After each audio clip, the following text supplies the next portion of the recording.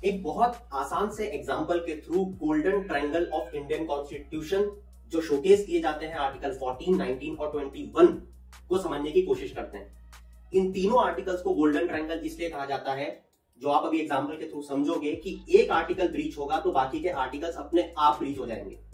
Example के लिए समझो कि एक स्कूल है। अब सबसे पहले देखो कि उस स्कूल में होने वाली है एक डिबेट। अब अगर हर स्टूडेंट को आर्टिकल 14 मिलना चाहिए, that is right to equality, इसके लिए जरूरी है कि हर बच्चे को हम उस डिबेट में पार्टिसिपेट करने दें, इररिस्पेक्टिव कि उसका क्या स्टेटस है, इररिस्पेक्टिव कि उसका क्या रिलीजन है, इररिस्पेक्टिव कि वो स्कूल का टॉप परफॉर्मिंग स्टूडेंट है या इररिस्पेक्टिव वो एक मंदबुद्धि बच्चा है।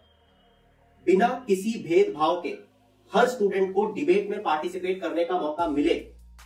अगर ऐसा होता है तो राइट टू इक्वलिटी को हमने अपहोल्ड किया, हम ऐसा कह सकते हैं।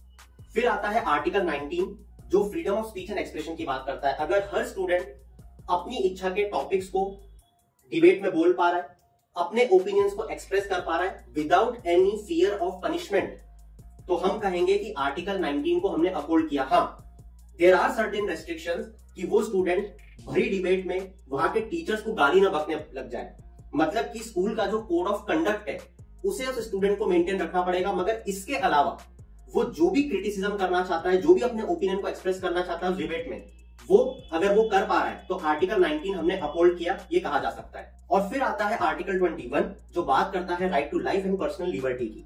अब अगर कोई भी दूसरा स्टूडेंट उस स्टूडेंट को बोलने नहीं देता, उसे ह्यूमिलिएट करता है, उसे बुली करता है, उसके साथ डिस्क्रिमिनेट करता है, तो ये स्कूल की जिम्मेदारी है कि उन बच्चों को रोके और जो बच्चा डिबेट में अपनी बात बोल रहा है वो विदाउट एनी फियर अपनी बात को कह पाए। तब कहा जाएगा कि आर्टिकल 21 उस बच्चे की पर्सनल लिबर्टी को अपहोल्ड किया गया।